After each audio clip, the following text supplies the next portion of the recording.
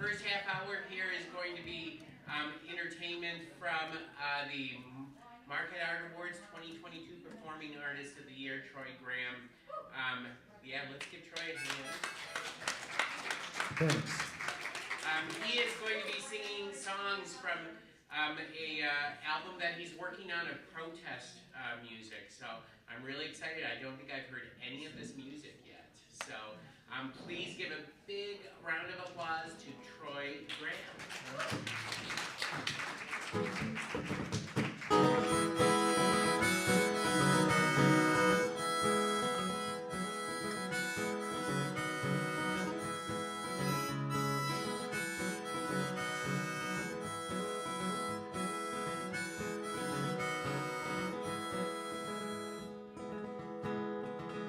If the world found peace, then I don't know where. If the world found peace, then I don't know where.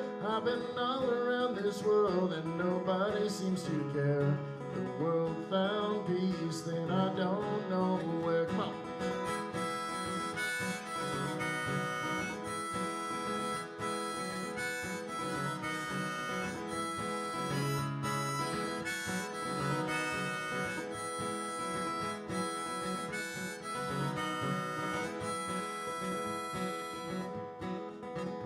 If the world found compassion, then I don't know where.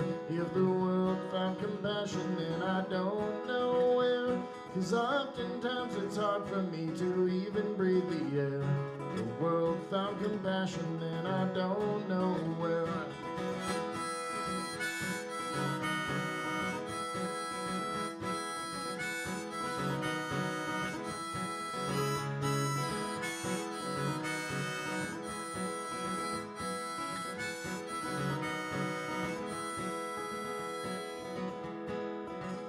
If the world found justice, then I don't know where. If the world found justice, then I don't know where.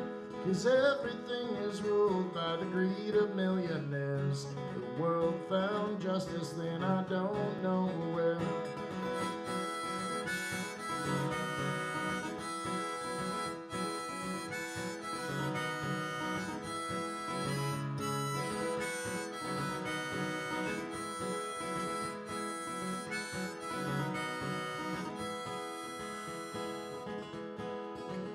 Well, the world is so much hatred and I don't know why. The world is so much hatred and I don't know why. And all that hating ever did was really make me cry. The world is so much hatred and I don't know why. Come on.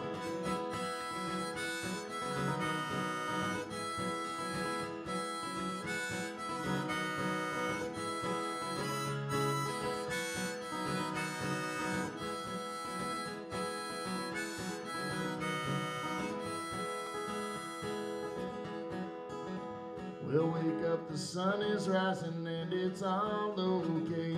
Wake up, the sun is rising and it's all okay. And I believe deep down that we will find a brighter day. Wake up, the sun is rising and it's all okay.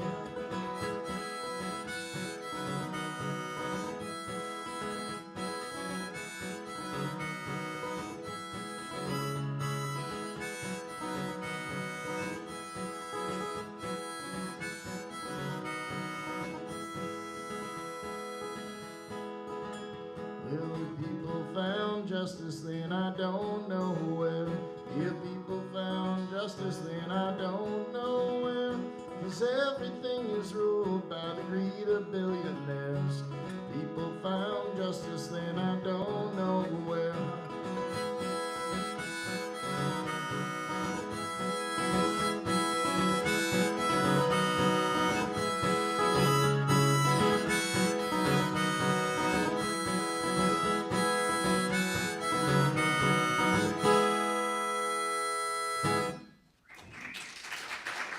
All right, thank you very much.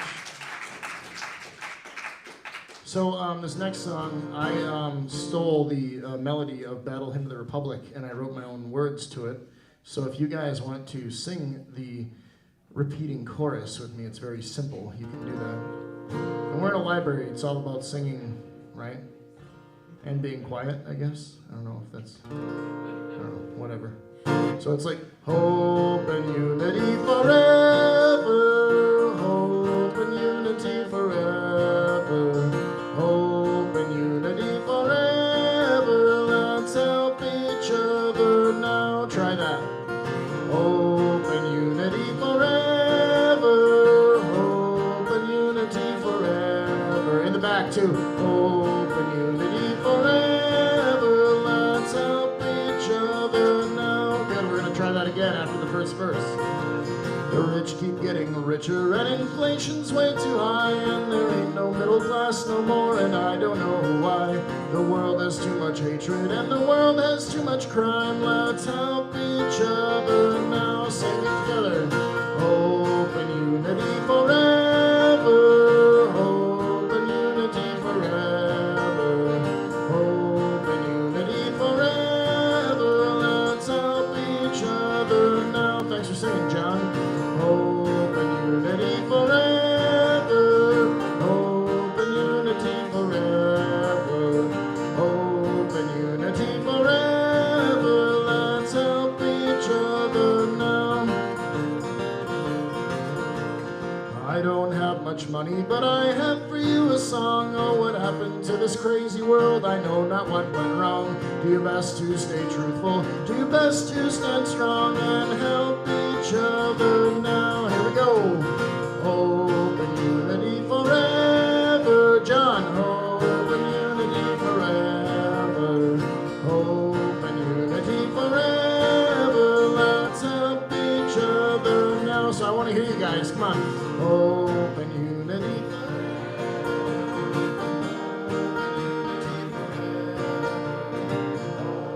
unity forever, let's help each other now. That was better. Maybe next time I'll sing a harmony while you're doing the melody.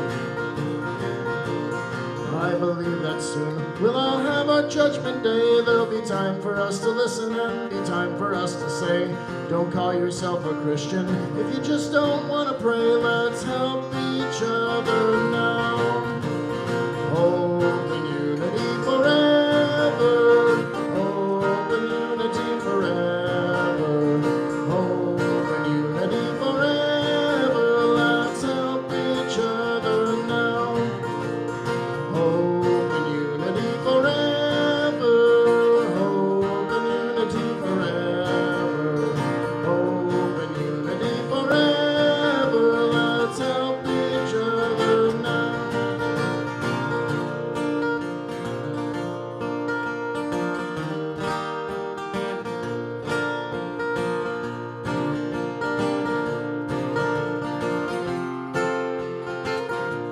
All right, one more time. Hope and unity forever, hope and unity forever, hope and unity forever, let's help each other now. Last time. Hope and unity forever, hope and unity forever, let's help each other now. So that's how I feel about this world right now, is we need a little more hope and unity. Jonathan Johnson's here, everybody. Ladies and gentlemen. There he is. That's awesome. So as Marty said, my name is Troy Graham. And Marty actually has heard this next song since he's the topic of this next song. Oh no, I lied. I'm going to do that song after this next song. I had a little bit of a breaking point probably about a month and a half ago. I was visiting my mother for the first time in 6 years, and I saw on the television the footage of that elementary school shooting, and it absolutely drove me nuts and put me into this really weird mindset, and this song came out of that. So, yeah.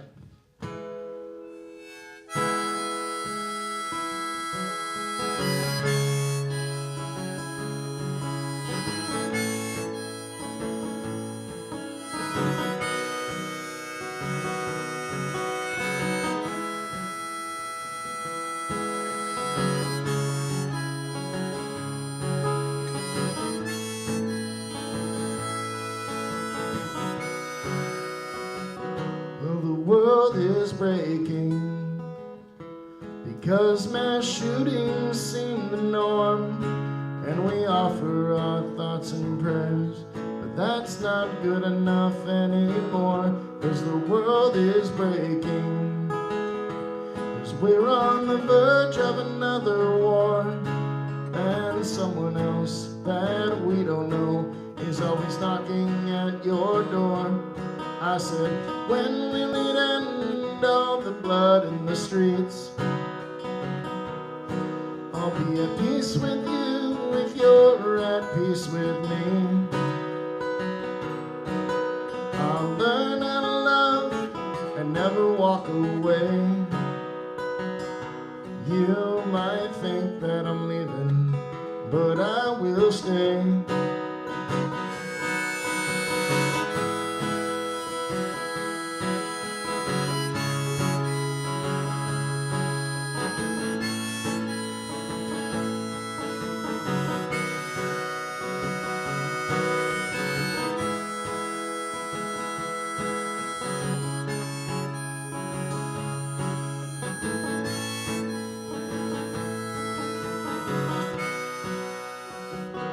And I'll keep on trying, and I will brave just one more year, and all of the time that I have lost, I will persevere.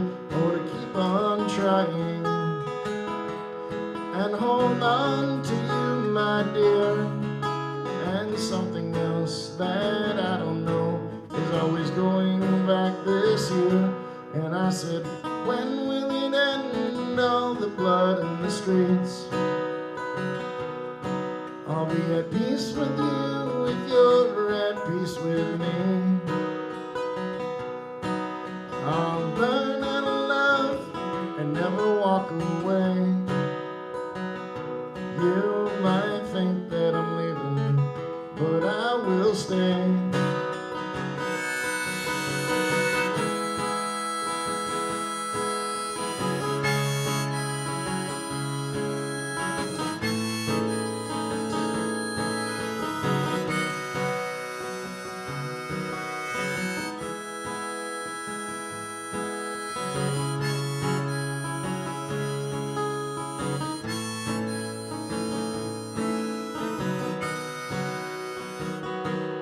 World is breaking because mass shootings seem the norm, and we offer our thoughts and prayers, but that's not good enough anymore. And the world is shaking 'cause we're on the verge of another war, and someone else that we don't know is always knocking at our door.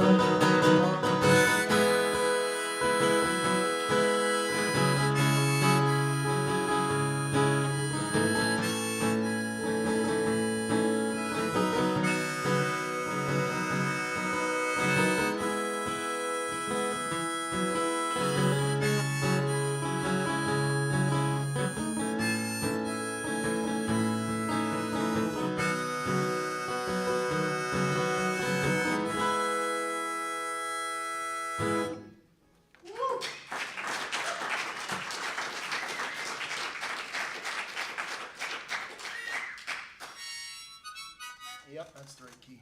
Okay. So, yeah. Cool.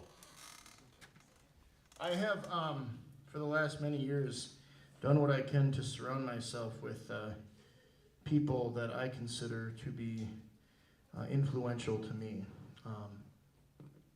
whether it be in my day job or in my artistic life. And one of those people is Marty Achatz. Who's right back there. He's the guy who organizes all this stuff. So I figured one day we should have lunch together. And we did. And we had bagels. It was good. Like, I'm not joking. I had this grilled chicken bagel. It was amazing.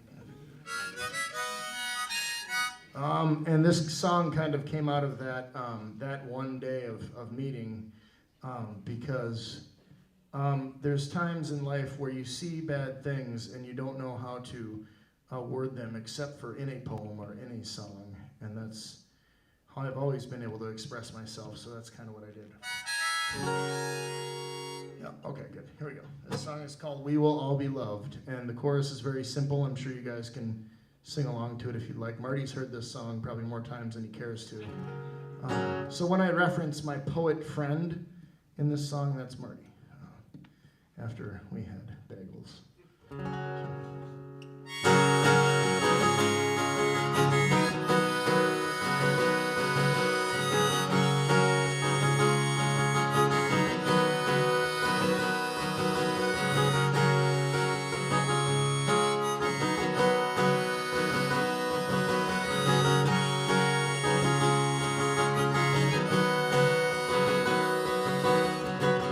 I went outside the other day and I saw the dying of all the birds. The birds reminded me of people, and I thought, well, that's pretty absurd. Because can't we all just do our best to coexist and try to get along?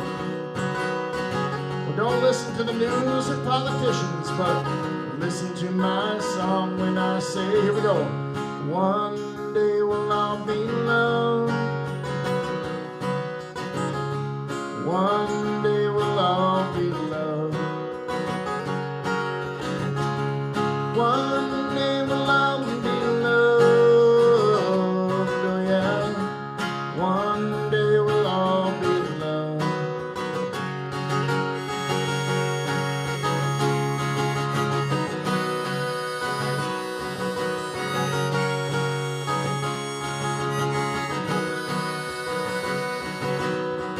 So I ran into my poet friend just the other day. And even though we're both wordsmiths, neither one of us had too much to say. Because we don't know where things went wrong or what happened to this world.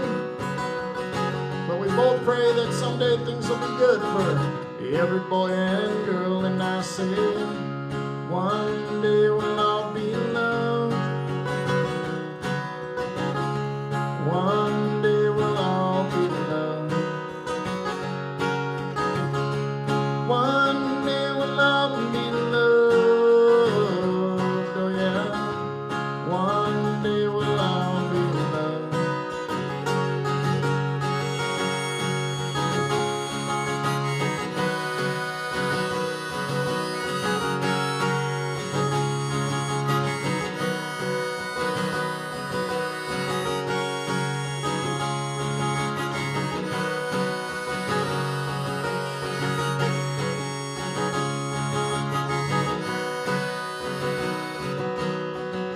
So make sure that you don't get caught up in the undertow. What happened to this crazy and bitter world? I might never know. But I always do my best to sing along and try to do what's right. And I still have good conversations with my father and my dear sweet wife. And I say, one day we'll all be loved.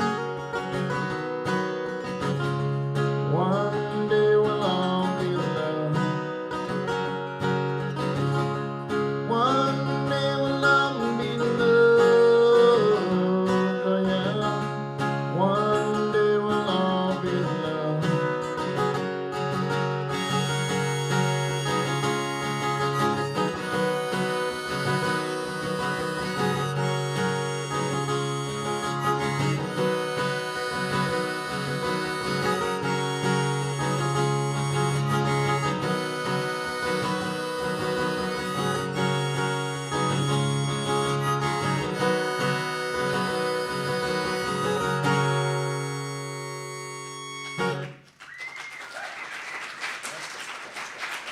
Thanks so much.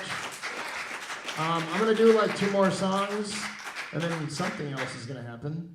But I'm going to do another couple of songs later tonight, and Jonathan Johnson will actually be joining me for that up here. That's going to be way cool.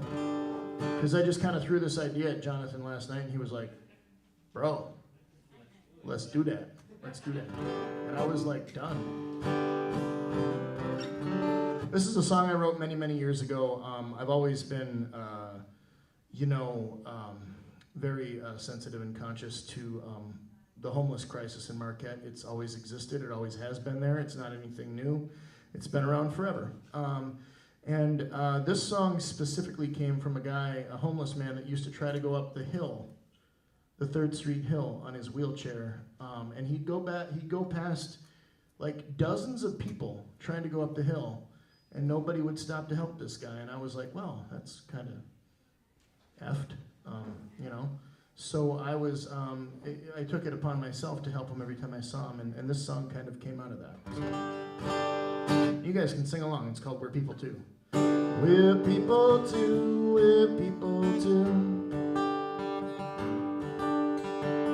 We're people too, we're people too. We are like caged animals living in a zoo. We're people too, we're people too. Why don't you guys try that with me? Here we go. We're people too, we're people too. Very simple, same thing, just different keys. We're people too, we're people too. We are like caged animals living in a zoo. We're people too, we're people too. See all the homeless on the street. They still have not a thing to eat. We walk past them every day, and we don't have a clue. But they're people too, they're people too. We all have a purpose, yes we do. Mine is holding tightly onto you. As the pavement stands with the trash can, I'll stand here with you. 'Cause we're people too, we're people too. So men, love your women and don't pretend, like for real. Women, if you believe, then hold your men. 'Cause there's still someone out there looking for this love. Find someone faithful till the end. Now will we stand in the rain, or in the snow and sleet again? But as the sun is shining and the leaves are falling again, let us just share this with our friends. We're people too, everybody, here we go.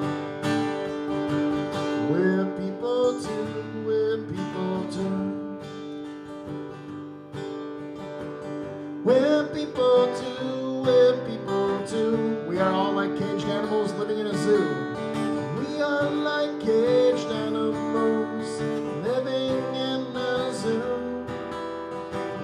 We're people too, we're people too. One more time, really soft. Here we go. Dad, are you gonna sing this one? Or you good back there? Okay. Dad's gonna sing along. We're people too, we're people too. We're people too, we're people too. We are like caged animals living in a zoo. We're people too, we're people too.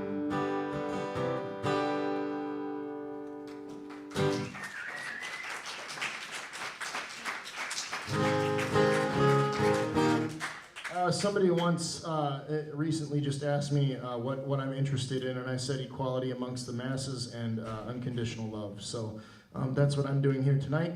That's why I'm here, is to sing these songs for you and to also partake in the wonderful poems and the talks that we're going to hear, because I do believe that this world can be a better place, and we have to do, each of us individually have to do our part And when you feel like you're alone, you're not, because at least I'm there with you. So the last song that I'm going to do here, I couldn't think of any more appropriate song to do, and I want to dedicate this song to the godfather of American folk music, Woody Guthrie.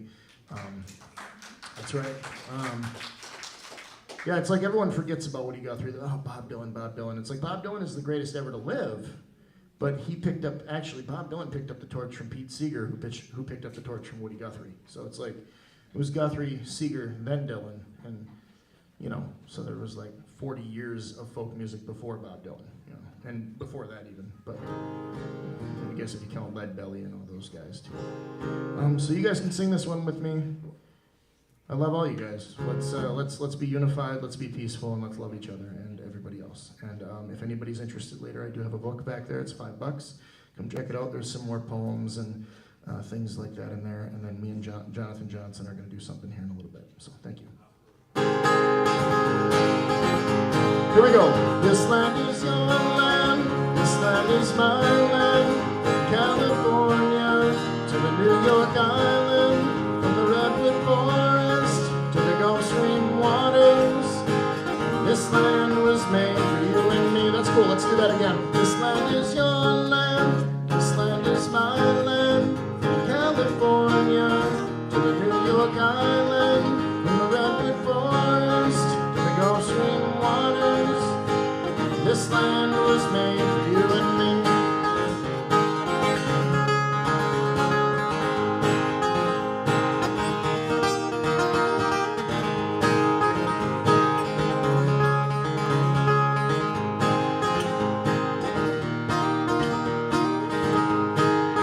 As I was walking that ribbon of highway, I saw above me that in the skyway, saw below me that golden valley.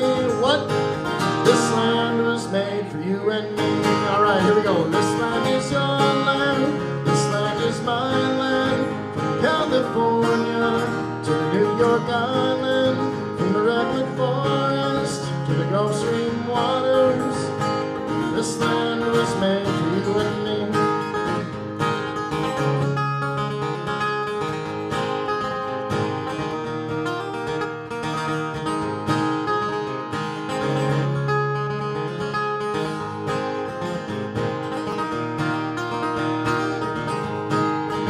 I roam and ramble and follow my footsteps through the awkward tremble and the diamond deserts all around me. A voice is sounding. What? This land is made for you and me. All right. This land is your land. This land is my land. From California to the New York Island, from the Redwood Forest to the Gulf Stream waters. This land was made for you and me. One more time. This land is your land. This land is my land. From California to the New York Island, from the Redwood Forest to the Gulf Stream waters. This land was made for you and me. All right, thank you so much.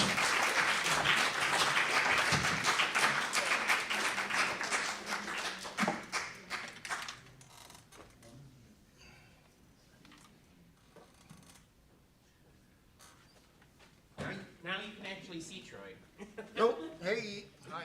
I'm real. Right, let's give Troy another hand. Wasn't that fantastic? We're going to hear from him in a little while. I think we'll get things kicked off here. So my name is Marty Ackitts, and I'm the Adult Programming Coordinator for Peter White Public Library, and also the organizer of this year's Great Lakes Poetry Festival.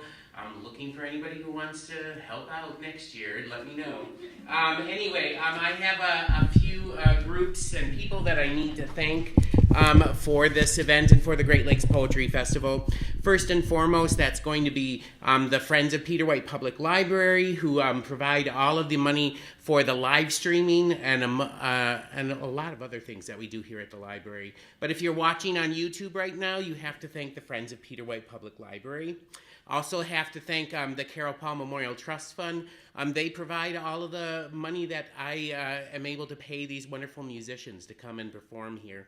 So we have to thank the Carol Paul Memorial Trust Fund for having Troy here tonight. Yes. And a few other groups that have been instrumental over this past year of pulling this all together, including the Marquette Poets Circle, the Upper Peninsula Poet Laureate Foundation, Pyre Publishing, Travel Marquette, and Health and Happiness magazine. So all of them are huge supporters of the Great Lakes Poetry Festival, and so thankful for that. You know, I can't believe we're already in the 4th day of this festival, and we only have 2 days left. You know, when you plan for something this long, it just seems to fly by. So anyway, now that I've got those introductions out of the way, I am going to introduce a few people who are here from out of town to provide some information and special information that I hopefully you're going to take to heart tonight. The first person that I'm going to invite up here, you know what, before I do that, I'm going to have all the poets in the first set of poems. That would be Aylin Bloomer, Esther, and John Hilden, and Josh Brindle. If you could come up and sit up here so that we don't have to have you walking up every time we're going to have you come up. That would be great. Thank you. See, I do know how to organize poets. It's very difficult organizing poets. I will tell you this. I've said that it's like corralling like feral cats sometimes, you know, that kind of thing. Anyway, so the first person that I really want to welcome to the stage is someone who I've been working with for close to 4 or 5 months on this thing. I've only until today have seen her through Zoom. So it was a thrill to walk into the library and finally meet Bonnie. So please welcome, I'm going to let her tell you a little bit about herself, but please welcome to the stage Bonnie Zabel, who is Nations Outside Northern Michigan Regional Coordinator. So here's Bonnie.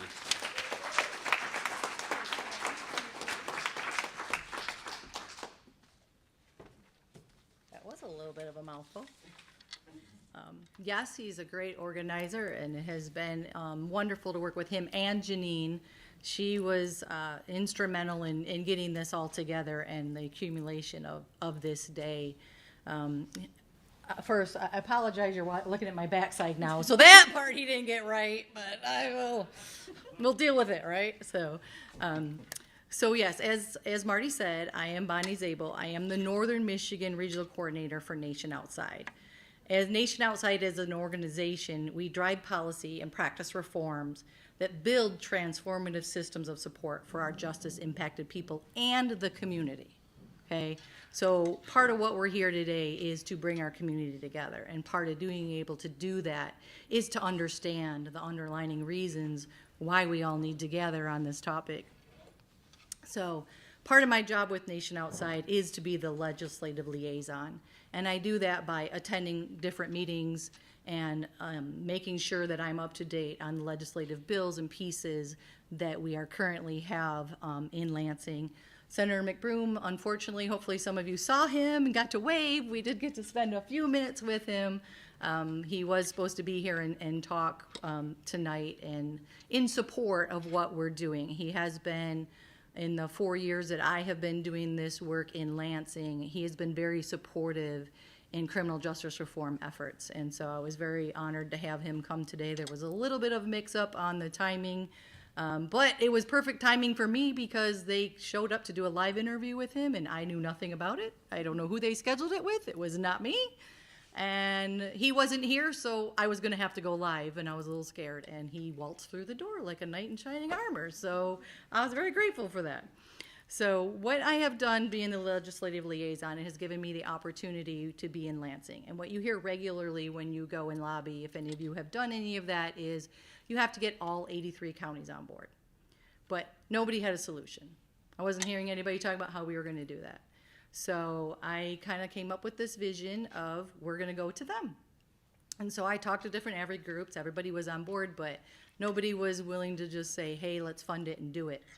So this past summer, I started just doing it myself, and I reached out. And like I said, Janine called the answer and came back and said Marquette Poetry Circle would love to work with you guys and come up here. And so when we did that, it started the People of Action Coalition. So unfortunately, we had some mishaps, and so a lot of the groups that were coming up to be here tonight, one's in the hospital, one had emergency surgery on top of that one. So we're underrepresented as far as what the vision was, but the message is not at all. So besides the coalition starting, I also am a board member and lobbyist for the Adolescent Redemption and Restorative Program. A lot of the video and audio that you see today is on that website, so we hope you check that out. Nadia will be talking a little bit later to fill you in more on that. And through them, we work directly with the NLA, which is the National Lifers Association. And that is the voice that we can give to you guys from the men and women inside. So I really hope that you take an opportunity to listen to beyond what you hear tonight, because obviously we couldn't share everything, on the website, and get to know these men and women that have spent decades of time incarcerated in our state carceral system. So what I'd like to talk to you tonight specifically about is this second look legislation. So what the second look legislation does is provide an avenue for someone that has been incarcerated for a decade of time to ask their sentencing court. So if the judge is still on the bench, it would be right to the judge that sentenced you. If they're not, then it would be to the sentencing judge that's currently on the bench, for them to re-look at your case. So it would also take into account the circumstances around the original case, your age, things that, mental status, things that were all around that may or may not have gotten looked at the first go around. And then also what you've done with that 10 years of time. And they take that all into consideration, as well as maybe what that prosecutor at the time may have looked at or thought. Because in our system, that prosecutor, that one person decides how to charge you, what they're going to charge you, and what that future looks like. So this is another set of eyes, actually truly a second look at your case to reevaluate. And then from there, if you get that reevaluation process, you would then go through what we already have is the parole hearing system. Okay, so it would give you an opportunity. Judge has to look over your case, and then the judge would then send you to the parole process, and you would start that whole process as well. So we've got a lot of folds built into it to make sure that you are ready and determined to be able to return to society. So with that, I just want to kind of go over a few stats that I know I was astounded. I've been in this about 9 years now. My son was a 16-year-old. That prosecutor chose to treat him as an adult. And not only did he treat him as an adult, he said he was going to ask for a life sentence. He let us sit across from him, and we heard things like, without a felony murder statute, you'll have to look that up, the most I could probably get, if I could even get, was involuntary manslaughter. I know your son wasn't part of the plan. He had no malice and didn't intend any harm on anyone. But during the act of a felony, when somebody dies, doesn't matter how they die or your involvement in it, you can get a first-degree felony murder charge in the state of Michigan. More than 75% of our juvenile lifers are under that statute. Many of them were the lookout. Many of them tagged along with their older sibling, or unfortunately got pulled into a gang because that was the only way of life that they knew. Okay, so when we're talking about resentencing here after a decade of time, many of the cases fall under that statute. Michigan is number one in the country for the fiscal amount of money we spend on our corrections budget. Number one. That astounded me. Michigan has also the largest number of juveniles serving life without parole. And that costs us approximately $2.5 million to incarcerate a child for life. That's what it's costing us when we hand out these life sentences to juveniles. Michigan is also number one in the country for the length of time served. We are the harshest sentencing state. And Michigan is the only state in America that requires you to serve 100% of your minimum sentence. So we are the only state that asks 100% of your time for your minimum sentence, and that is under a truth in sentencing statute that was enacted back in 1998. So it's been over 3 decades since Michigan has had anyone relook at our sentencing structure. And because of that, we also have the highest population of elderly incarcerated. So 30% of our Michigan populations has served 10 years or more already, and that is well above the national average. 38% of those 30% were 25 or younger when they committed their crime. Okay, so we are sentencing our youth in a higher number than anywhere else. Michigan right now has approximately 5,000 people who are serving life sentences. 3/4 of them are ineligible for parole. 50% of those 5,000 are over 50 years old. And 31% of that are over 60 years old. Thus creating why we are the #1 budget spending in our corrections department. Statistics show that people age out of crime, and they're least likely to be a danger to society. Michigan's second look at long life and indeterminate sentences needs to happen. Okay? We're here today to educate and help you understand that as it is written, it will allow the courts to reevaluate a person's sentence after that significant amount of time. Okay?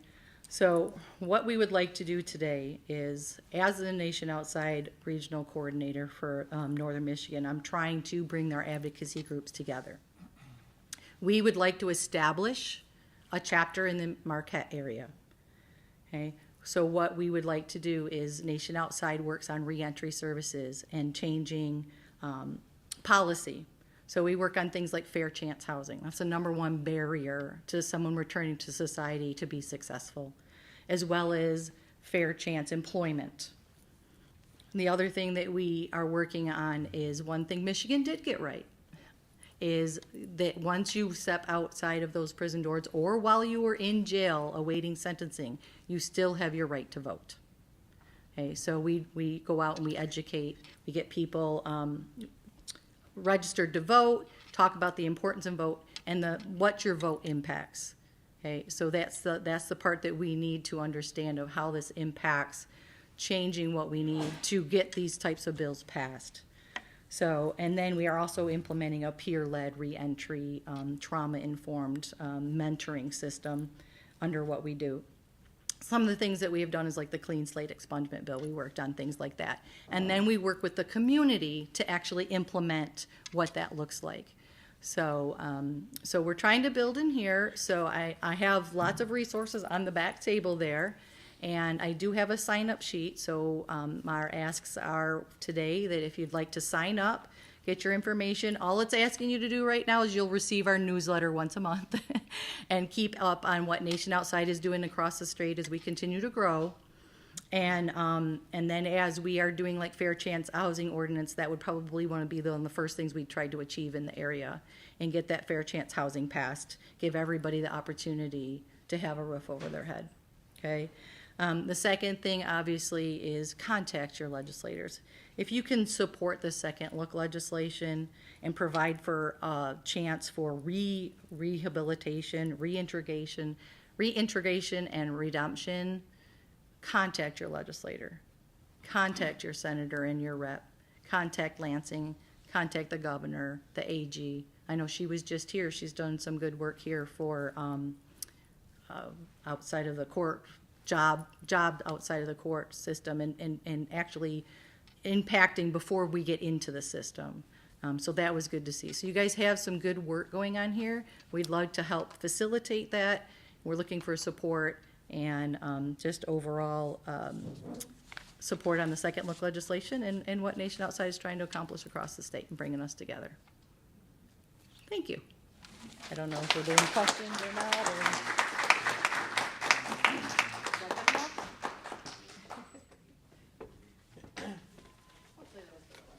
So we're going to have poets, this first group of poets read. And I just want to tell you how this came about. Janine, everybody knows Janine, I think.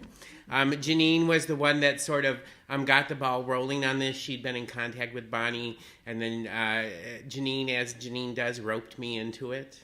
And then I really wasn't roping. I mean, she just sent me a message, and I said, of course. But what I want to also acknowledge is the amount of work that the Marquette Poets Circle did for this exhibit. We have, yes, let's give them a hand. Janine sent out a call with images for I think there's 27 or 28 paintings out there, pieces of artwork, and said anybody who would want to write a poem inspired by one of those pieces of work out there was welcome to. And as the Marquette poets always do, they step up and do the job that's asked of them, and really produced beautiful, beautiful work. So with that being said, I'm going to turn this over to the poets and ask Amanda Aylin Bloomer to come up and read her poem. Hello. So the title of my piece is different than the piece itself. Do we have visuals? We don't have visuals. That's if you want to see the visuals, you have to go out and look at the gallery. Get it firsthand. Yeah.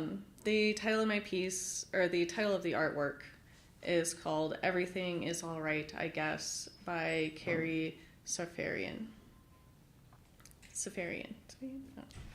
Anyway, this poem's called "Cup of." Everything is lined in. Bloodless checkers square off in the corners.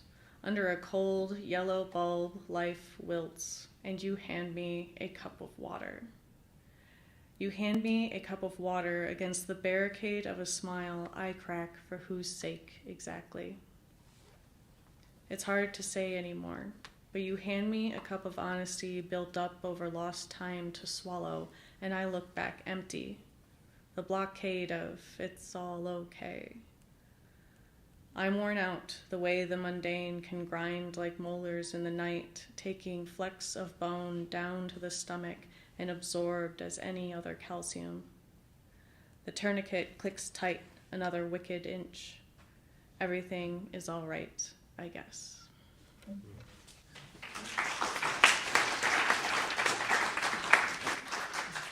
Thank you, Amanda. Our next poet is going to be Esther Ayers Barrington. Here we go, Esther. I have too many names. My name's Esther Margaret Bear. Now I'm confused. Esther Margaret Ayers, and that's my husband, Dan Barrington, over there. We do have a son who is incarcerated. This is not about him particularly. I wanted to really honor the painting. I thought it was of such high quality, and honor the artist's intent. Bird on a Wire, after a painting by Scott Fabian. What I can't get over is how when I was young I strung barbed wire. Birds lit and called all around me, but I just worked on in June sun, thinking of the night, not seeing, not hearing, only cussing when I was careless and coils cut me. What I can't get over is how since I've been inside I sometimes think I'm finally learning to see. The fields here are flat and far past bales of razor wire. Still, I can draw you, sparrow, to swoop in with your brothers and peck scraps of chow we scatter in the yard, though we're always hungry. What I can't get over is that old fence back home, how it might be almost beautiful by now, rusted brown, curled like a grapevine around a post that ages down to its cedar bones. I hear you now, little sparrow, clinging to the wire, singing. I pause, my brush in the air. All my hand really wants is to just hold you for a minute in your exact extravagance of brown and black, white and gray, to feel your feathered heat, your fierce heartbeat, to see your eye upon me, what I can't get over.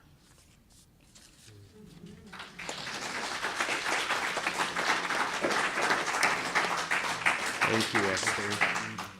Our next reader is going to be John Hilden. It's not Josh Hilden, that's a mistake. So it's John Hilden. Please come on up, John.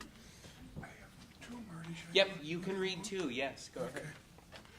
I sort of surprised myself by doing two of these. I hadn't really expected to do it. I was sort of late arriving. I was like looking at the pictures, hoping somebody hadn't already claimed the ones that I liked the best.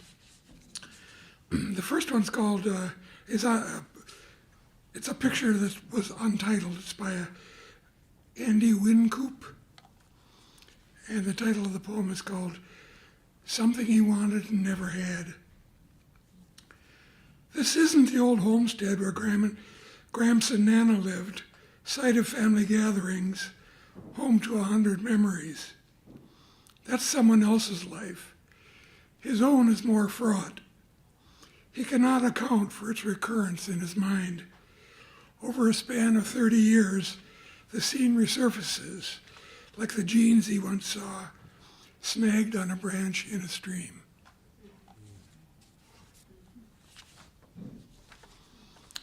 And the second one is, it's called Cell Scene by John Cruz. And I've titled this one Memory. It feels like a premonition as I think about it now, another piece of bad luck.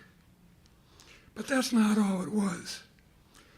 A local farmer had come with 2 draft horses to plow the backyard. Mama wanted a lawn. Big brother picks up a clod of dirt, tosses it in the air, while I look up in time for it to hit me in the eye. Reminded about it later on, Bill takes the 5th. For me, it's like a flock of birds has flown, blackening half the sky. Thank you.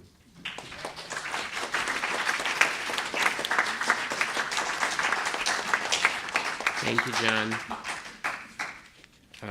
And our last reader for this set of poems is going to be Josh Brindle.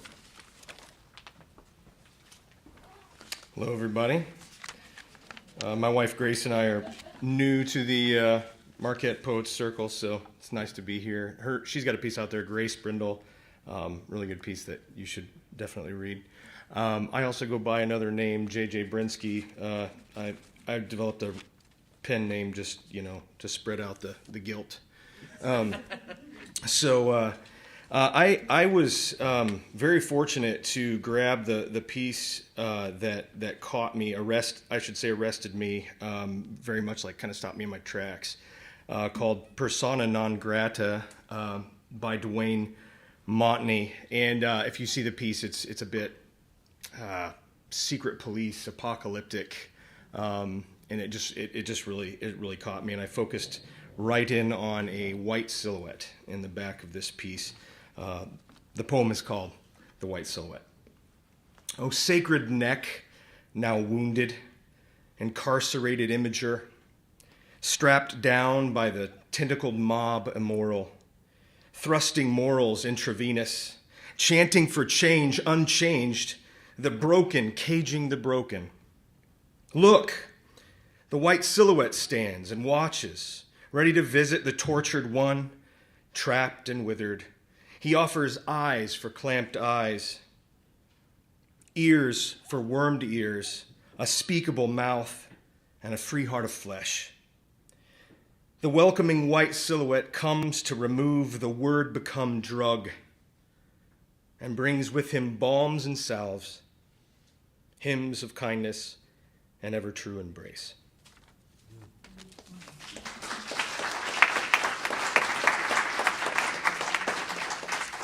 Amazing, just amazing. It astounds me that like about 2.5 months ago, none of these poems existed. And then suddenly you ask poets to step up to the plate, and they do.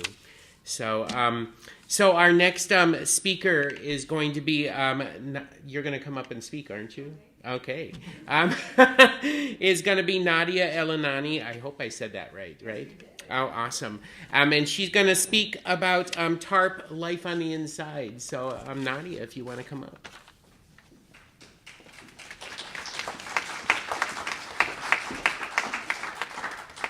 Hi. Thank you all for being here. And also, I wanted to thank all of you that wrote poems. I'm a writer as well. I'm a librarian, actually. I did work in libraries for about 12 years, and then I went into to being an advisor, which led me to corrections education. Because as I was coming in today, which by the way, I'm like 0.3 from here at a little apartment that I didn't even know how close it was to everything. But I'm coming in and I'm thinking to myself, I need to introduce myself. I need to let you know where I came from so that you can understand where the passion that I have and we have in our organization to help these individuals came from. So you know that I have a Master's of Library and Information Science because you have to have that in order to actually be running libraries, which I have done for 6 years in different locations in southern Michigan and one location in North Carolina. So then I went into Jackson College as a college advisor, and not a year and a half in, I became the corrections education navigator.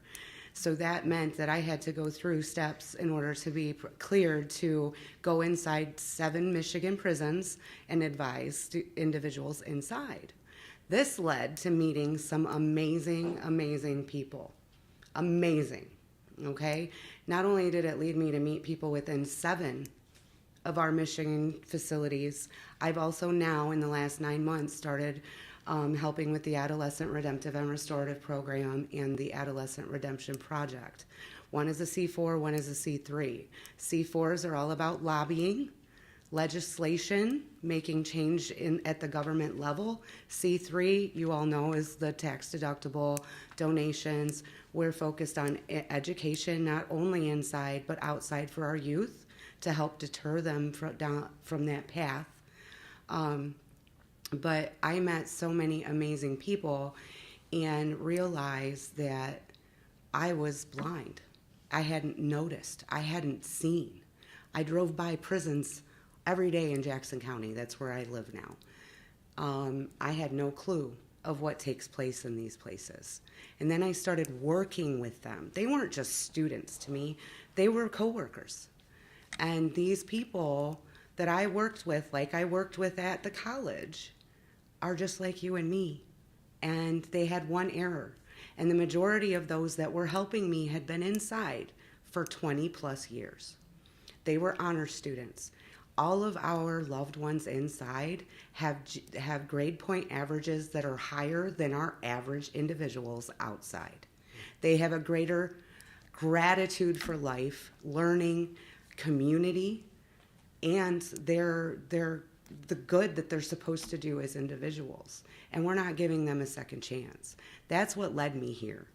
One, they're humans. They are not treated as humans, ever. They have to have permission to make phone calls. They have to have permission to go to the bathroom. They have to have permission to get a photo taken when a loved one visits them. So there are a lot of things in our system that are really failing, but the biggest one I found was myself. I was not doing something to make a difference. So with the Adolescent Redemptive and Restorative Program, we hope to help educate everybody throughout Michigan, throughout the United States, to understand they are people too. They are my family, your family. They're affecting the person sitting next to you. 1 out of 2 individuals is affected. Yes, maybe some are victims, but I'm going to say that a lot of them are the offenders' families. And they hurt. I hurt for them. And we really need to think about who is affected by incarceration in Michigan. And second look legislation is giving everybody a lot of hope. The Juvenile Lifer Without Parole bill is giving a lot of hope. We have those back on the table if you have questions. It's just, I'm here to plead with you and just let you know that they are people, they are sisters, they are friends, they are brothers, they are fathers, uncles, many of them my own, because I have gotten to know so many. And they look out for me like I truly am blood. So we really are offering, in partnership with the National Lifers of America, who were founded in early 1980s, on the inside, fully inside, 501c3 organization.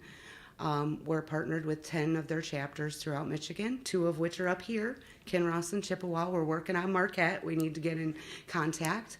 And we offer civic engagement training that was written by our founder, who is also a lifer of now 28 years, sentenced to age 18. Aiding and abetting, he wasn't even there. He was not even at the scene. The driver who was at the scene, he is out. He served 4 years.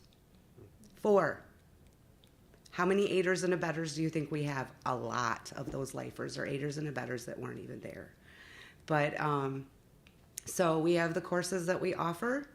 Many of the statistics that Bonnie gave are just outlandish, and we just need help to get the word over that you also support giving these people a second chance, and that we have, what was it, Bonnie, 50% of the population inside is ready to leave because at this point they're moving backwards.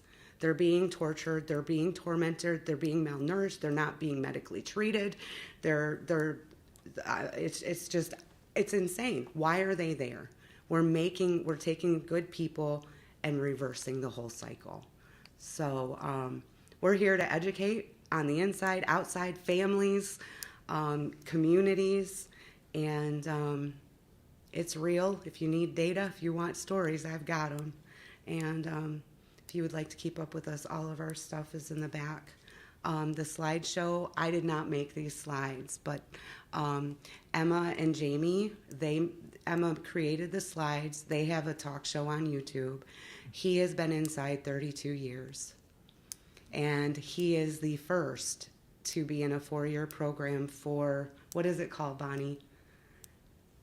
It's a theology university. He's the first correspondence incarcerated individual to be getting that type of degree in Michigan inside. But they have a show. I just wanted to put a plug in for them. He is pretty much running the National Lifers of America from the Macomb location, and has been an amazing partner. If you have people inside that care, they have thousands of people out here.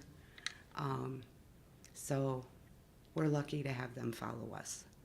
And if you have any questions, I'd love to answer them. Thank you so much.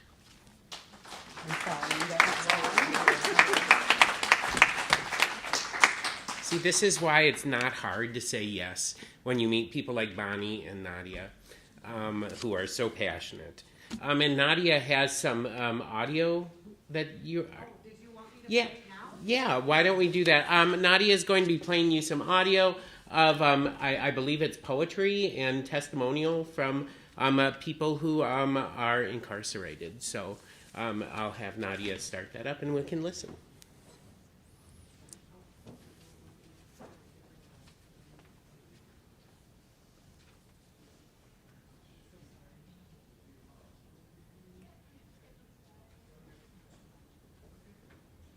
The computer takes a minute. So this is Joshua Puckett. He was 18 when he was sentenced as an aider and abetter and not at the scene of the crime. And the individual that was killed was Angel Williams. She was, I'm sorry, I'm getting emotional. She was 13. She was in a car. And they were kids. They were gang kids at 18, 20. And they didn't even know she was there. So we have 2 men serving life in prison for an accidental shooting, being stupid in young ages. The actual shooter, he is still in prison, life without parole. Joshua, who was not even there, is 28 years in, 3 degrees, 3 certifications, founded these 2 organizations, has run them, and they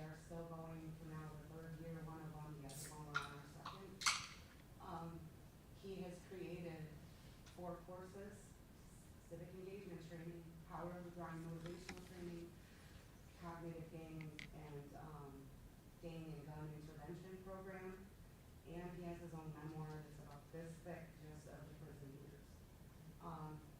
He had his 5-year, individuals like this get a 5-year review. They have life without parole, but the parole board's, required to review them. They never review them. And I just told you, that's not even half of what those are the big things. He's done every program they have available. There aren't any more but one. And last July 22, he got a piece of paper back, and it said he needed more leadership and more education. That was his 5-year review. Today, I have an individual, Chester Shepard. You also saw a slide of him. He's been in over 50 years, ladies and gentlemen. 50 years. He is one of the most amazing men. And I'm going to tell you right now, they gave him this 5-year review in the mail, dated on a Sunday. They did it on a Sunday, supposedly. Sent it back to him, 5 years long. Done. He's been the law librarian at these locations that he's been at for 45 years. 5-year flop. They didn't even interview him. They didn't even look at him. They didn't talk to him. We need your help. Anyway, I have Josh, his testimony for the JLWOP. If JLWOP, Juvenile Life Without Parole, we had a Senate committee meeting last Thursday in Lansing. I signed up. Bonnie went and signed up because both of us are in the same situation. We have our people, we're working towards, and we didn't get to speak. They put the normal people up on there. And we have a couple people that are really against it because we're going to be letting psychopaths out. Let me tell you, the parole board, before anybody goes to the parole board, they are psychologically evaluated. And Joshua Puckett has 2 in 20 years. Every decade he's had one done. He's paid for it himself. He paid for his education himself because the state of Michigan has not allowed a lifer to get college without a fight. Every single one of them that has a degree right now, Jamie Mead, Chester chose not to because he had the smarts on his own. Susan Brown had hers when she went in. Catherine Wright paid out of pocket or snuck into the Pell Grant. All of these individuals had to fight. Melissa Bellinger, who you saw on there, she can't get her GED because she's a lifer. Men at Kinross, right up here, can't get GEDs because they're lifers. Yes, sir. My question is the 5-year parole or the 5-year review thing. Does that mean when they review, are they giving them a chance to get out, or is it a review to? It's a technicality. Okay. Because a lifer is not allowed to be given the opportunity. Okay, so if they do it, even though They say they do it. They're not doing it, it's just a number. And somebody by flop. 5-year flop means they don't get looked at again or any opportunity at ever being seen by the parole board again until 5 years when they're gonna do the exact same thing. They were denied parole. They were denied, Without being looked at. without even being spoken to, looked at, nothing. They didn't even know, come on, Josh they didn't even look in there to tell him he needed leadership and education. He had everything they could offer, and plus he had already published all these things. So I would like to play this testimony of Josh's that we ended up recording, and then I transcribed to go along with mine because they couldn't take a recording at the Senate, but they did take it and it got recorded. So that was really exciting for us.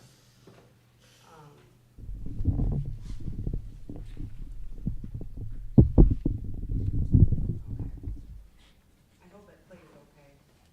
That's Josh getting his last degree.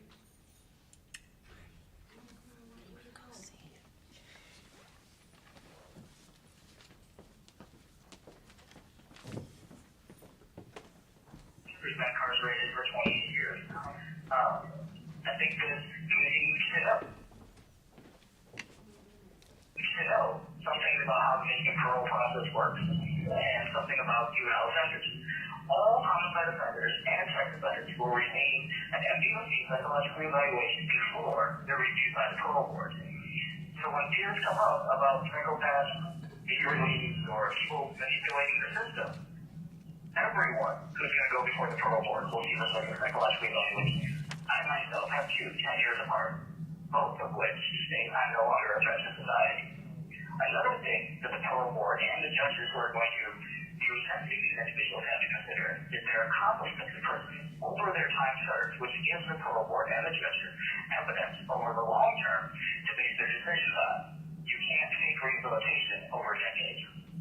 The other thing that this chamber did itself a few years ago was they passed what's called the 5-year swap. The parole board now has the ability to issue a 5-year passover if they think someone is dangerous. So this serves as a safety net to prevent releasing any dangerous persons. And last, we all agree that there are some juvenile lifers that should never be released. But this bill has two public safety points to keep them locked up, both of which are the judge. If the judge refuses, does not believe it, the judge has the ability to go 60 years. 60 years plus, let's say a 15-year-old or an 18-year-old. Literally, that's 80 when the person will probably be released. With some 5-year passovers, they're likely to be dead in prison. The other thing is, the parole board is a public safety standpoint. So you have to rely on the fact that these parole board members know what they're doing. They have years of experience with manipulating inmates.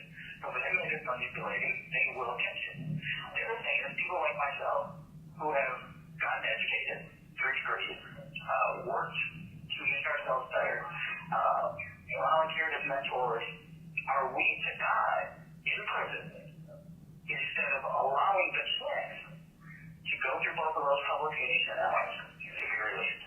I think that humanity demands that you at least look at us and see if we're of value to society. And the last thing I'll say about our value to society is with the increased gun violence and gang violence in our streets, who better to go out and fix it than individuals like myself and others? We are skilled innovators of change in prison, and we prove that by our actions. Those same skills we learned to mediate, to be gang interventionists in prison, to peer experimental in prison, is why we are valuable to the streets. But it's our homicide offense that makes us owe it to society to do this. But it's also our homicide offense that makes the children and our youth out there who are in gangs and using guns to trust us, to understand that we know what they went through. The problem is too many people disappear for homicide offenses, never to be heard from again. By passing this bill, some of those individuals will return, tell their stories as a deterrent to the children that are involved with gun use. Thank you, and I hope you take this testimony seriously, and I hope you understand the possible positives that will come from releasing the juvenile lifers. Thank you.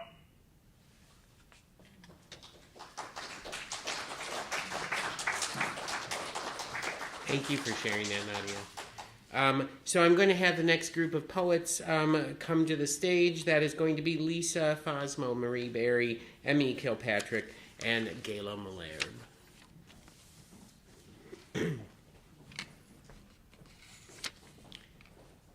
Trying to keep this moving smoothly. Anyway. And then after this next section of readings, we're going to have Troy Graham come up with Jonathan Johnson. Troy's going to do another song, and I'm going to do a little performance with Jonathan as well. But our first reader tonight has been here every single event except, were you here last night, Lisa? You weren't here last night. I was not here. She travels from Escanaba to the Great Lakes Poetry Festival, which is pretty amazing. Anyway, so let me welcome to the... Oh, she's got to grab her glasses, which is time for me now to stretch. Stretch, you know. I wish I had a joke to tell you. I don't. I'm sorry. No, we're not. No, absolutely not. Anyway, here comes Lisa. Anyway, Lisa is going to be reading her poem that she wrote called Persephone's Wardrobe. I'm going to be reading off of my phone because traveling, I didn't bring my sheet with me, so I will make this work. And the poem that I am writing is to a piece by Billy Brown, and his piece kind of looks like a tapestry. It kind of looks almost like an aerial view of like floral. It's very, very beautiful. And I chose to do Greek mythology, which is Persephone, for a couple reasons. Spring, and it is spring season, and spring is a very hopeful thing, and hopefully this is a very hopeful thing that will come out of all of this. So anyway, I catch my breath here from running around. Persephone's wardrobe. The earth shimmies up her fallen trees in tapestry.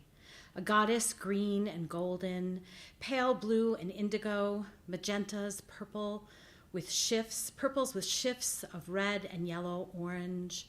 Sharpen the arrow, pull the daffodils into a bouquet of forget-me-nots. Hyacinth and hellebore, heed Hades' love call. Walk among the braids of maidenhair fur, lady laces, and mortal sap rising, sedge, moss, and lichen, where sparrow and dove fly over a cross-section of aorta, an aerial view of the heart, grisly earth, antlers and bones staring up from the looking glass of a whale's eye. Flashes of fancy petticoats of orange and yellow, chicken of the woods, lion's mane, wild crafted for double extract tincture. Persephone in the dark underbelly, the blend of boundaries where the bat is loved as the hummingbird, and the beetles are carrying pieces of something that was beautiful, and the ants are paying homage to a bee, throwing petals. Let the pomegranate seeds fall, bleed bright red garnets into the fault of an old yawning chasm, reawakened each spring, a recipient of change, where bees go on building and the world passes through the eye of a needle, one continuous thread, where thorns might drag you in full carpet province. Hush! Somewhere deep within, a small deer spins innocent, flattens the nap. Her large, dark, liquid doe eyes, her back a once tranquil map of stars. Explore, forage her universe. Lily of the valley, fireweed, and willow herbs by the plenty.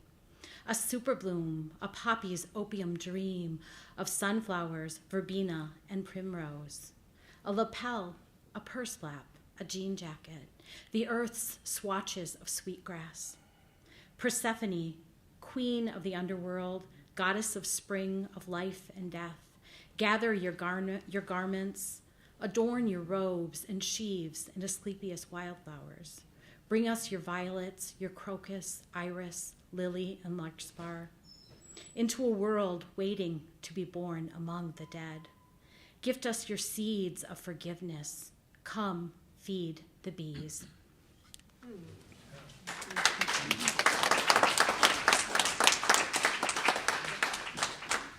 Right. Our next reader is going to be Marie Berry, who's going to be reading her poem, Gethsemane.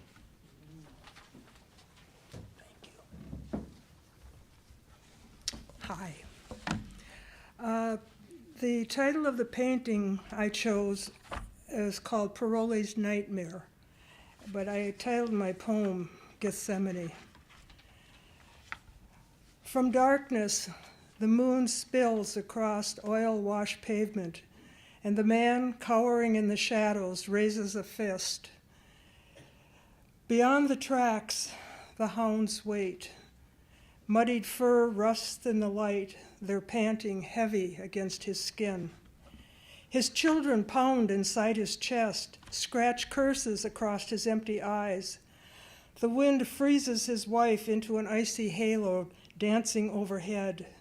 The charred remnants of a prayer drift downward, filling his pockets with ashes. Behind the trees, the cattle weep, eyes white and rolling as they smell first blood. Christ shatters in the yard lights, and the hounds wait. Thank you.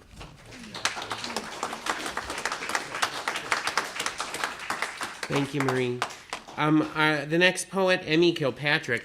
actually went above and beyond the call of duty for this project, because when we came to the end of it and everybody had volunteered, there were like 12 paintings, I think, that had not been claimed.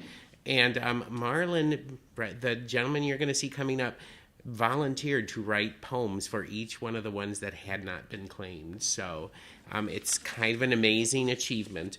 But I am so honored to welcome Emmy Kilpatrick to read his poem, The Evolution of Inquiry, one of many that you can read out there.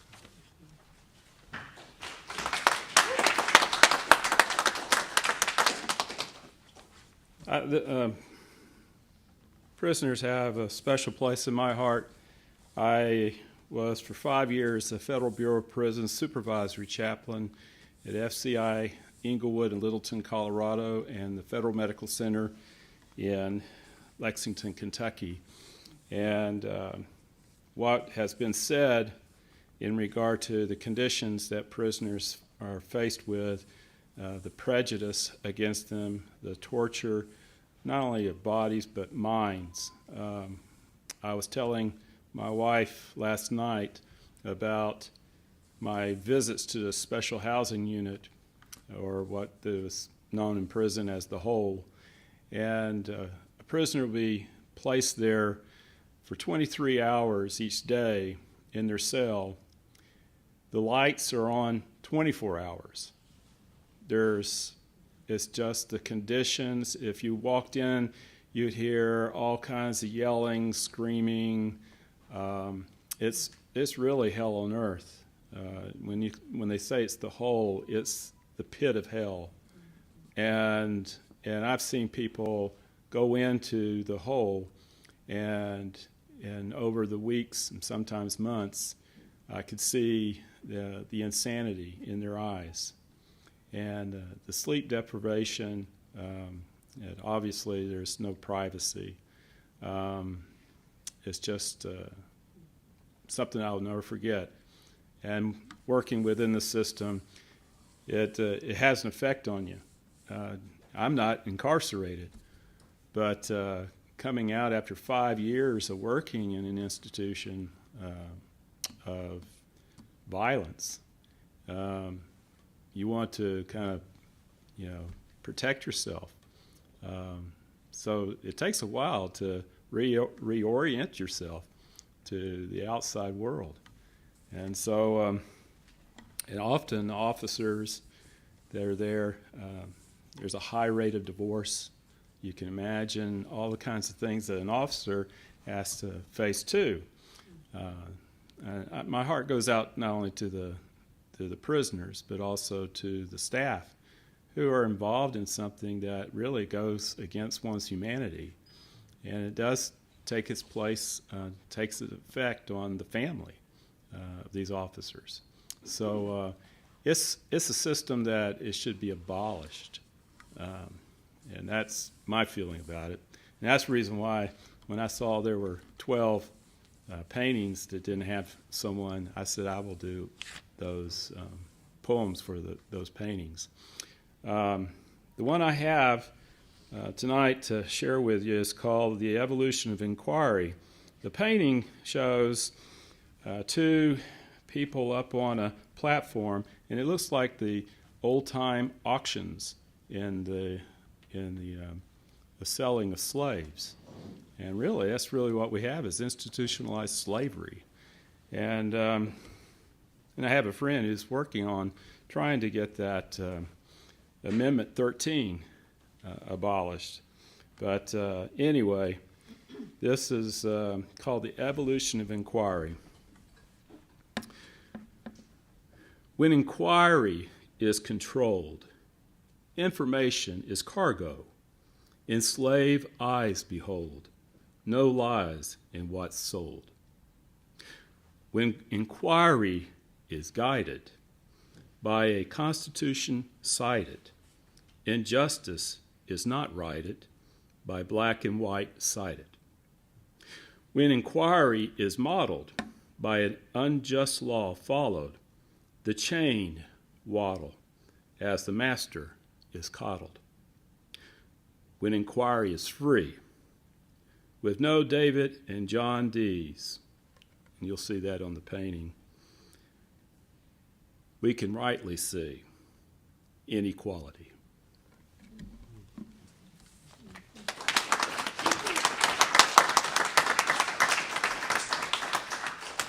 Thank you, Marlon, for that poem and your words.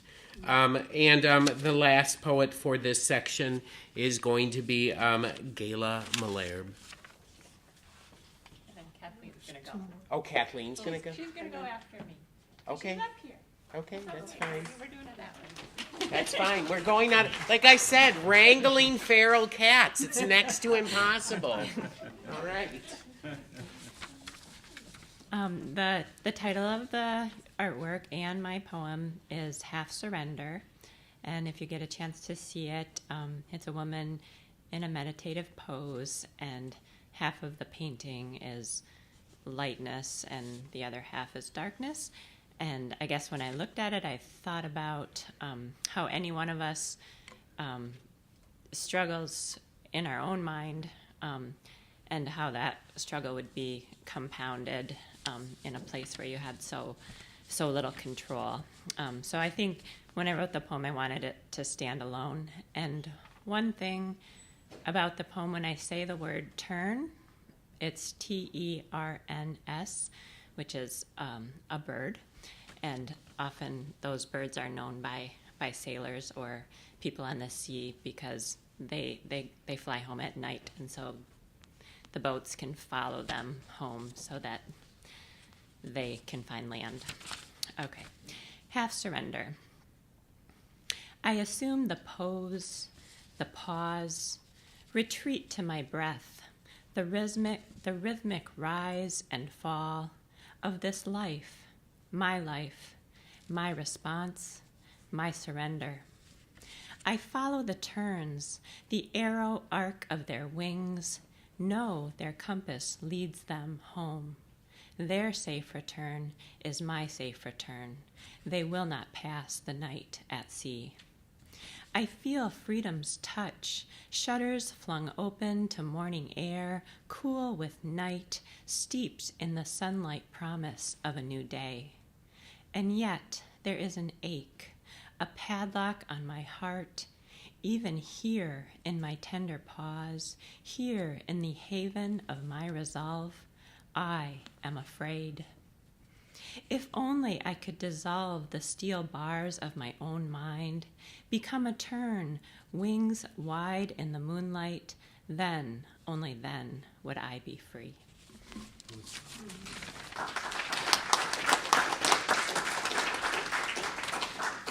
And just a slight change in the program. Up next is going to be... I can wait if you want. No, that's okay. You're already up here. I'm not going to make you move. Is going to be Kathleen Heidemann, who's going to read her poem, When I Say I Want the Trains to Derail.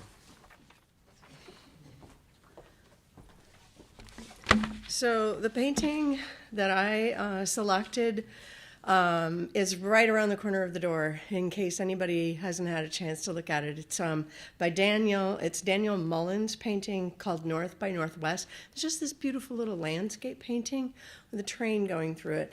And I just wanted to say it caught my eye. Two reasons. One, we just had the train derailment in Jordan, and that kind of incredible series of train derailments that then kind of all happened. But also the landscape, I was struck by, that shoreline could have been Lake Superior, just outside of Marquette, heading to the east. Back 100 years ago, my father-in-law, who grew up in Marquette, said he had a bicycle with wooden tires, wooden wheels, that he rode all the way out to Harvey one day when he was 8 or 12. And his mother was very worried about him pedaling all that way. And he said he rode his bike from Marquette, from right here, all the way to a camp in Harvey.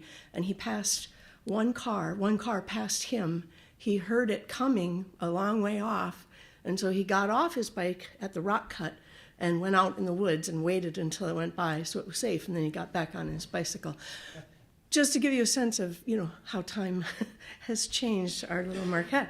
But it really does look like that little strip right where the prison is out there.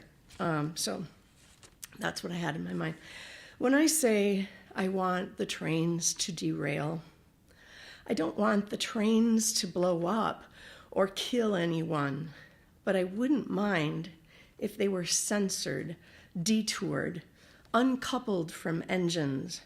I wouldn't mind if the prisons ruptured their pistons or the whole thing raptured, a worm on a fishing hook lifting into whatever heaven lies beyond the frame of sky. Not tanker rupture, but systemic rupture, payload, encumbrance, freight, concatenation, extracting resources from this terrain while little kids innocently wave and the driver waves back, whistling at every whistle stop and crossing. Haven't you noticed how it is always half out of the frame or snaking around a bend, how it always needs mending? All those flatbed cars of logs like bones tied up with string, the shattered black Jurassic coal, the limestone full of crinoids and trilobites, the chemicals in their solitary confinements. I want them freed. I want them called by name as in the litany of saints, not lumber, but cedar, maple, jack, ash. If you squint, you can almost see it. Skinned logs caged on rail cars bearing north by northwest. Suddenly they're unshackled, bounding free, and the balsam spruce hills open soft boughs to accept their broken kin. Oh, when the saints come marching in, I want to see taconite pellets spilling from their confinement, unpelletized, barrowed backwards to the shore, and a man booting his way from the mine pit, smelling sweet like he's going fishing, incoherently singing a song about justice being done. I don't want the tanker car split open, only for the Holy Ghost of whatever substance held therein to be transcendent, atoms mingling in the breeze, dispersing with no explosion, no explosion, no explosion, no yellow-tinted breeze, no yellow-tinted breeze, no needles falling off the trees, no plume of smoke, no plume of smoke, no plume of smoke. I want that train furloughed, safely tucked in a side yard, far from the mirror-perfect water and innocent breathing hills of fur. Whatever that train did, whatever sin, let it steam forward, pulling up its own tracks like a kite trailing a kite string, rolling it up like a skein of yarn and disappearing it into the nearest ravine, wrapped in moss, buried like a child's toy that never meant any harm. I want that train to never reach its destination, paroled into fog, truth and reconciliation, environmental remediation. Then I want decades to pass, and then some child to walk the rotting tracks and crack open a black rock and say, look, a fern, something so blameless it could never be owned or burned. Thanks.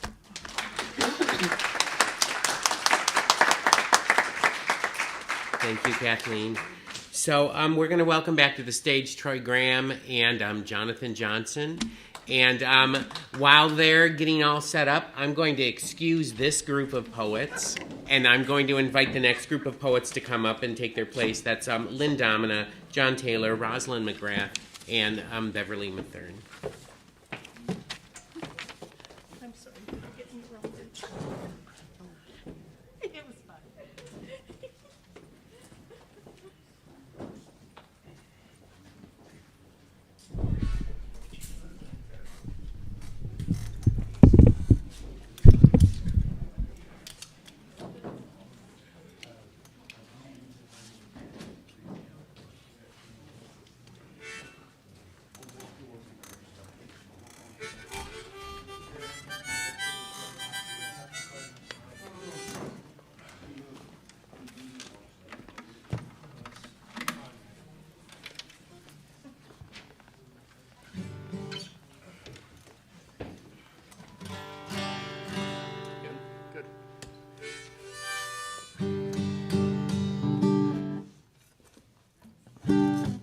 Okay, here's a song about waking up and being content with what you have. And then Jonathan Johnson is going to join me up here for the next song.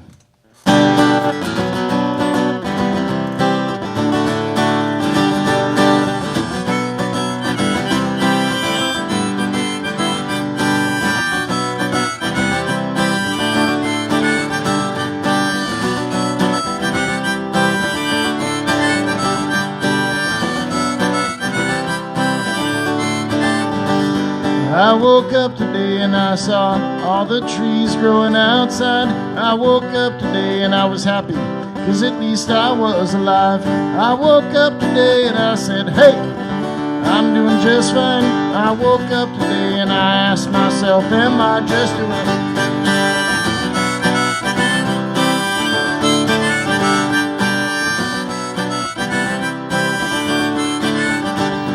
I woke up today and I saw all the shadows in the hall. I woke up today and I found myself smiling after all. I woke up today and thought, hey, let's have a ball. I woke up today and I asked myself if I've been going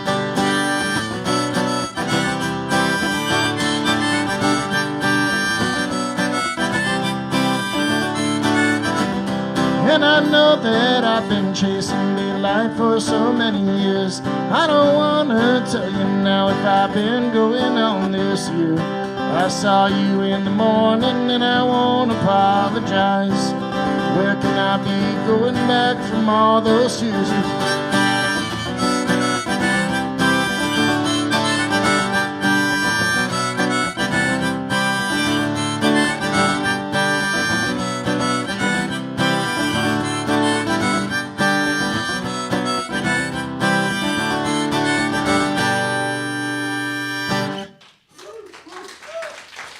Thank you so much.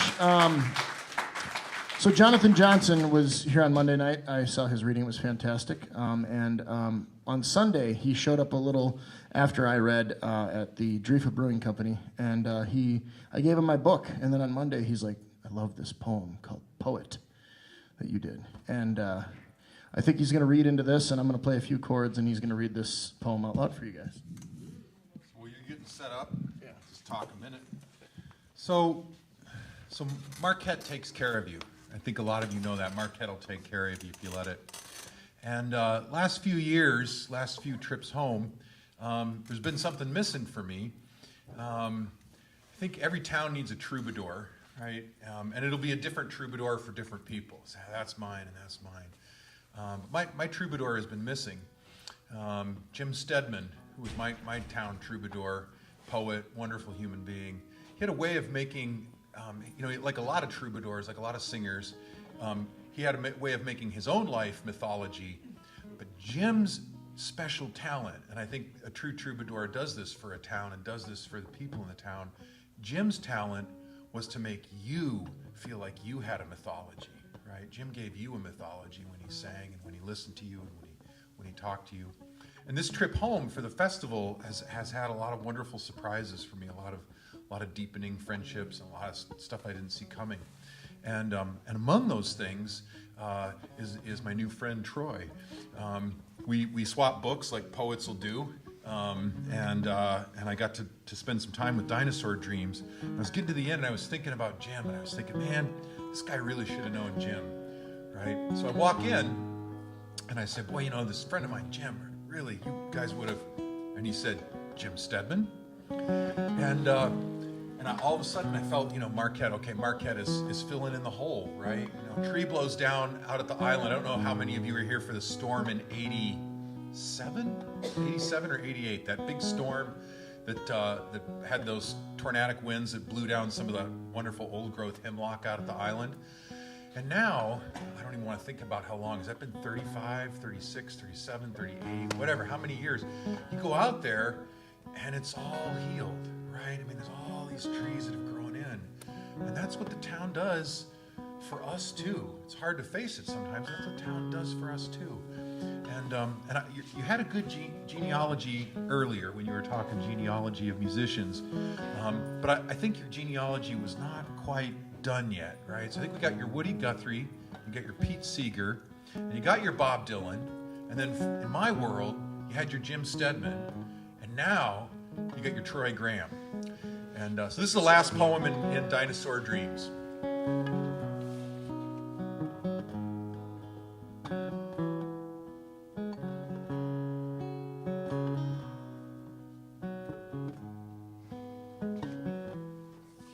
The poet sits, hunched over in the chair. His blue eyes tremble as a cigarette burns through his fingers.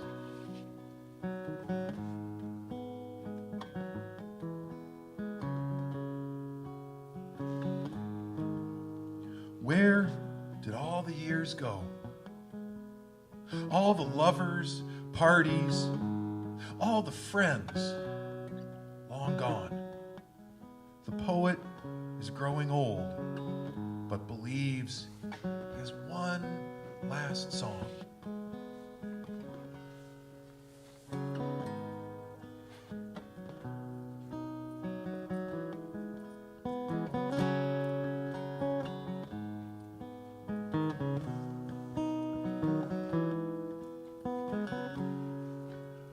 One more group of words before he goes to make his coffin warm.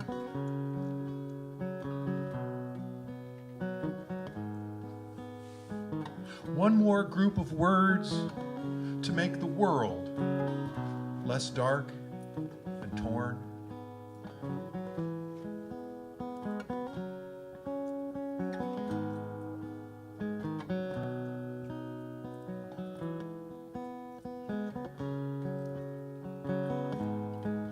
One last group of words before he dances with stars in the sky.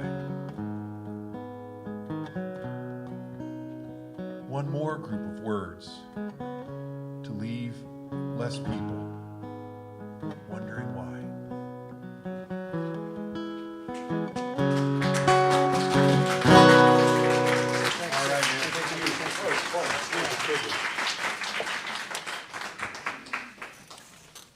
You know, that's one thing with this, organizing this festival has proven to me is that there's always surprises. Wonderful, wonderful surprises, and that was one of them.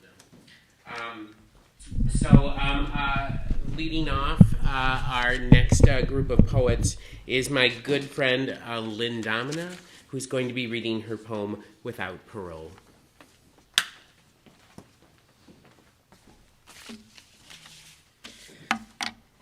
So a detail of my past that many of you, I don't think, know is that I worked for a while, way back when I was in my 20s, teaching literacy in the Cook County Jail in Chicago. And in some ways, it was an oddly enjoyable job because I really enjoyed my students. Most of them were very young men in for drug-related crimes, either directly drug-related or crimes they committed while they were high or while they were getting money to get high. So there's that issue. And many of them, I taught the very basic level. So my students had a reading level below the 3rd grade, although most of them had gone through at least the 11th grade in the Chicago public schools. And so there is that problem. My sister, who is a social worker, worked for quite a while in a prison in St. Louis, Michigan, and currently works in a prison in the state of Maryland with very, very, very severely mentally ill prisoners. And so there's that problem. And I say this to point out the fact that there are many entry points into problems affiliated with the criminal justice system in the United States. Whatever you feel about what we should do, I think there are ways that each of us can do something. So, sermon over. But I wrote this poem in response to a painting outside that features several men in a day room, a game room, and I was very intrigued by many of the characters. Without parole. When the man wearing an orange knit cap and oversized white t-shirt whispers, "Check," the man wearing an orange knit cap and blue prison-issued jacket wants to shout, "King me." It's the wrong game, he knows. All these exotic pieces with their archaic names and moves as complicated as the ones that got him here. Years ago, he named himself Patsy, but now he knows he's a pawn. In the whole world, there's only ever one story: march forward, get killed or captured. Maybe kill first, then get killed or captured. Shifting his thigh off the metal stool, the man considers capturing a pawn with his knight, protecting one bishop with another, moving his queen any which way. In 17 minutes, the guards will line them up for the count. In 1 hour and 17 minutes, he'll line himself up for a tray of meatloaf and fruit cocktail. In 4 hours and 17 minutes, he'll lie down on his bunk and wait for darkness. Tomorrow's another day, his father said and said, meaning do better, not meaning life is just a bunch of time to get through, until you don't get through it, until you stop caring about rooks or kings, watching your cellmates' solid hands, holding your breath when they reach under his mattress, until you just stop breathing.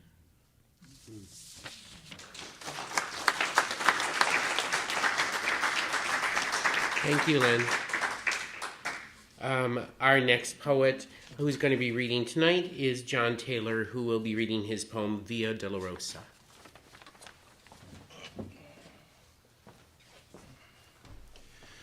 Before I start, I'd like to thank my good friend Jeremiah for saving the day tonight, because I totally forgot I was reading until I saw the program, and Jer got a photo of my poem off the wall. So thank you, Jera.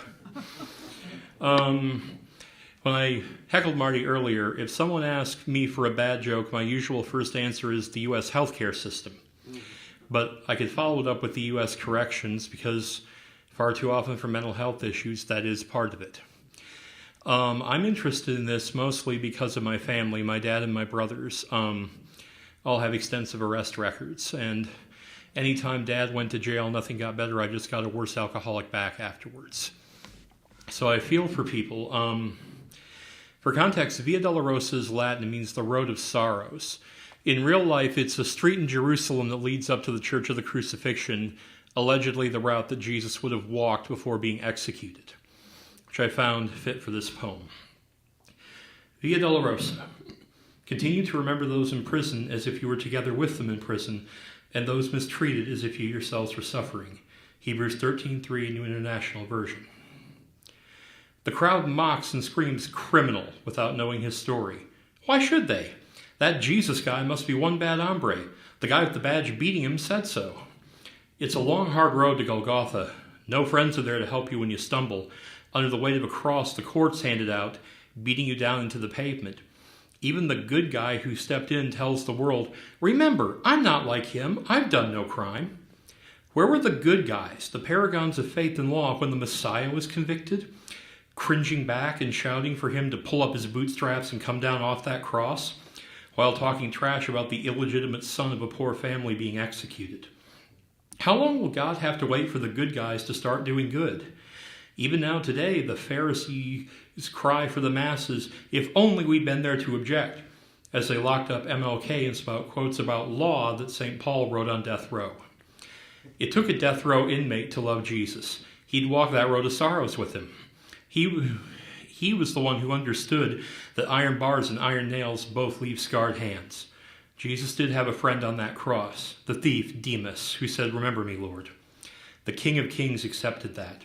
remembered the man inside needing new life and gave it, remembered Demas in his Father's kingdom where chains are broken and scars healed. Jesus loved Demas through his guilt. Demas never denied his deeds, but asked forgiveness. Jesus' love isn't based on innocence. He reached out and made a stunning new creation, not just out of Demas, out of you when you were guilty before heaven and without a plea. Remember those in chains as if you were their cellmate. It's what Jesus did for you.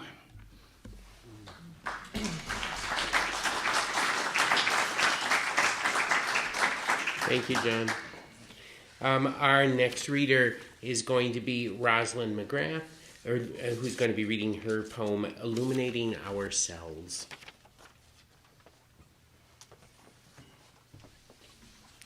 So when I got the email about this project and looked at the artwork, it was quite impressive.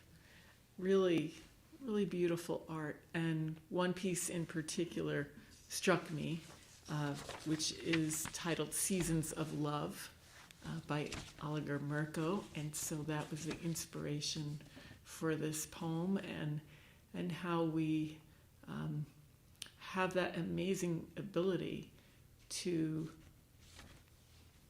go to a whole other experience sometimes that doesn't match our surroundings, and what that can bring us, and that incredible talent that we have.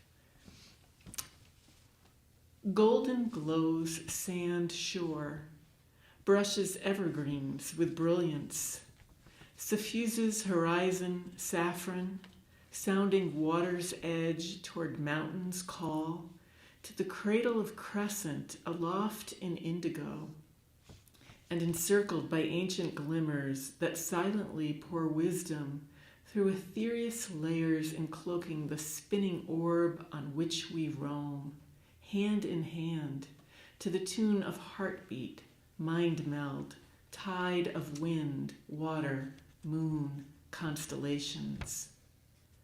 All join us in our season of love, which lives forever in the cells of the muscle that keeps me alive, in the cells of the skin that shields raw tissue, in the cells of my mind that searches endlessly past the cells that surround me, echoing the places I cannot go, yet always returning me to the sanctuary of you.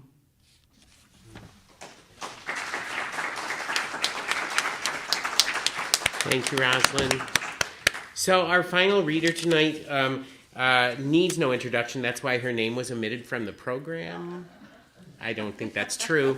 But anyway, our final reader, poet for tonight is Beverly Mathern, the UP Poet Laureate.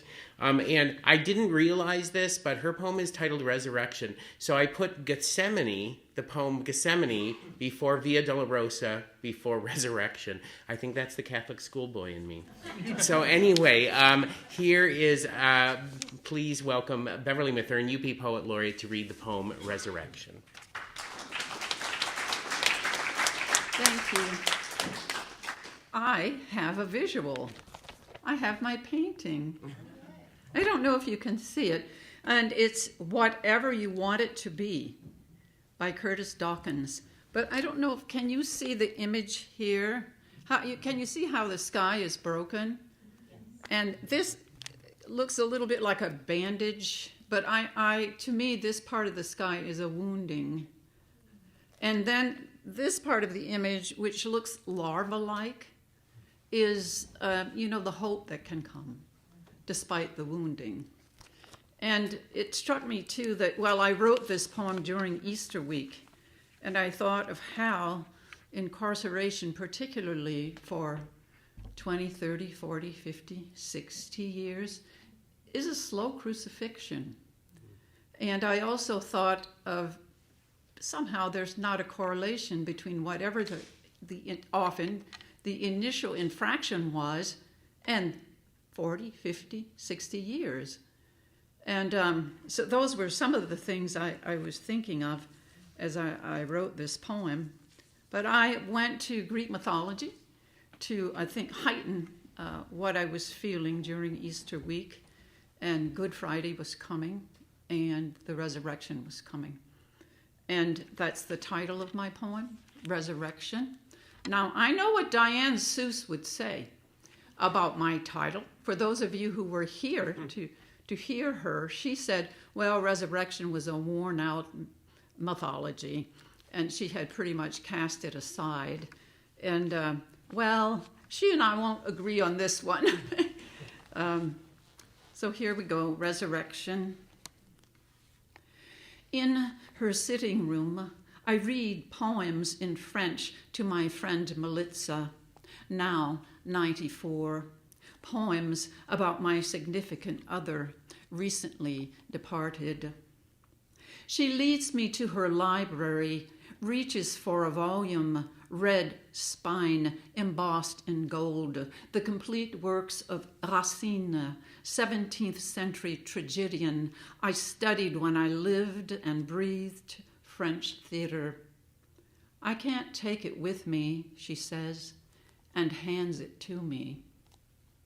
Later, eyes tearing, I carry the heavy book to the trunk of my car, recall the urgent polish of Racine's Alexandrines, séjour, rhymes, my fear as his plot closes in like fate itself when Phaedra reveals her desire for stepson Hippolytus, her husband Theseus, away on business.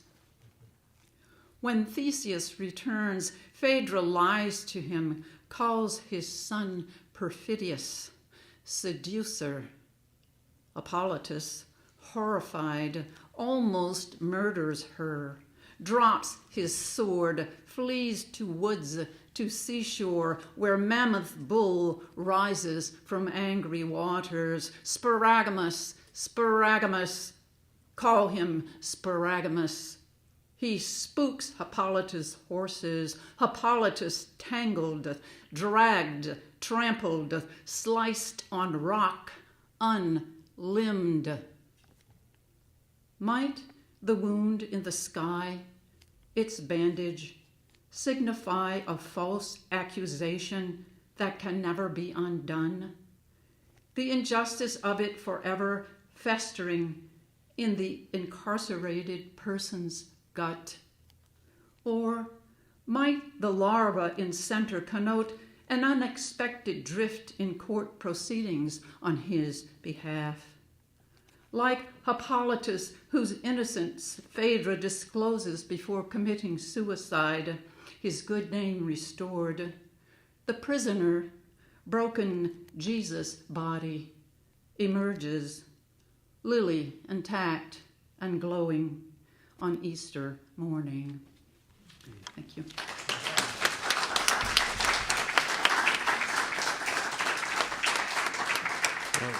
I want to thank everybody for coming tonight. Before they start opening that door and saying you need to get out because it's 8:30, I want to say one thing. I want to thank Bonnie for coming and Nadia for coming and sharing all of this really important information and their passion for these particular issues.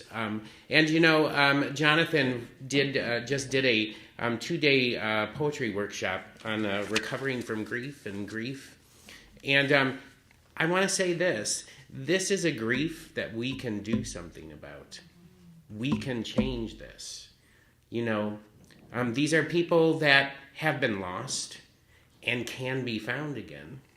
And that's what we need to do. We need to make that change so that we can heal that grief. Because you know what? There's not very many opportunities out there where you can literally heal somebody from grief like that.